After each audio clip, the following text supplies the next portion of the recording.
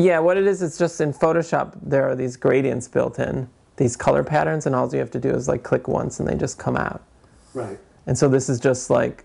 where you can find colors that you want.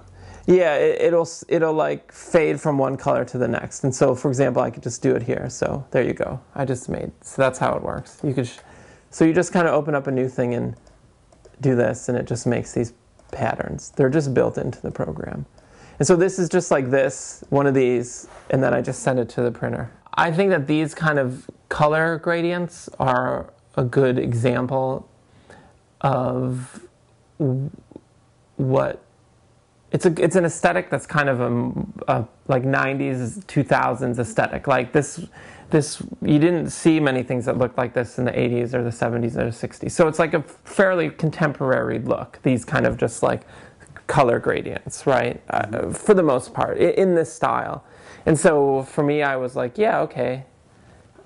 This is a look that I want to kind of can and then produce as an art object. I mean, I had an Atari and an Apple computer and played games, but I wasn't like a nut. I mean, yes, I grew up surrounded by it because I was a kid, but it's not like I was obsessed with it. I mean, I don't even really like, I'm not a big video gamer, do you know what I mean?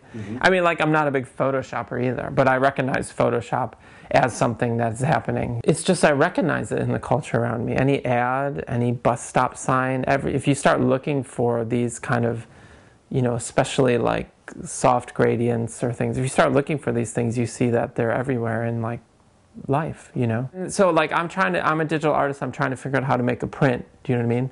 So I mean, basically it came down to something easy as like, okay, so if I'm going to make a print, I'm going to use the software that everybody uses to make prints, Photoshop, right? Right. And I'm going to output it in a way that seems to be, you know, now it becomes the art object, so I'm going to output it in a way that artists are using right now to output their work. So this is like high-end, like C print, whatever. Do you know what I mean? Like whatever the highest technology is now. And so I'm just kind of going through the motions of creating an artwork, using the tools that other artists are using to create artworks.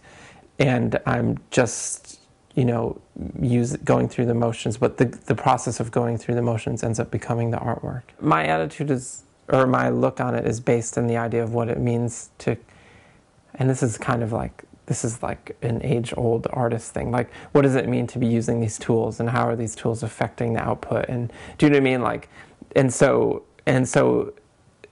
this is that idea that the tools are always filtering the artwork as brought to the forefront, you know? And so I don't know if it's necessarily pro or con, that relationship between the artist and the technology. It's just saying that it exists, you know? I mean, I think a few years ago I was more in tune to that earlier way of thinking, that everything had to be painful and laborious, and then, you know, one day, not one day, but over a period of time, but to use your, I woke up and realized that didn't make any sense, really. And you know, art was more complicated than that, actually, you know. Like contemporary art, or being what it means to create, is more complicated than that view. And yeah, you can just push a button and, you know, have it be a valid, or, well, I mean, my hope, you know, God knows people won't care in a couple of years, but the hope is that it is it's a valid statement now, and as time progresses, I mean, the piece is also about the progression of time. So now, for the few who know Photoshop, will recognize it and probably giggle. For those who don't, which is probably a majority of the art audience, it'll have another effect. And then as time goes on, the way that these pieces look over time is going to be exactly mirrored by the way this particular technology ages, you know. And so it'll be fun to see what it looks like in 50 years. I think culture has changed, you know what I mean? And I mean, just in the last 5 years, what's happened online has like drastically changed the makeup of visual culture and creative culture.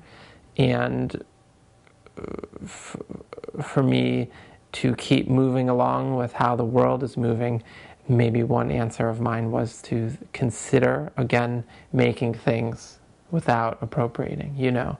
and it's really a reaction against what's happening in the world, you know. And I don't know if I'm being too vague, but it's like all of YouTube is copy and paste and stuff, which of course I love.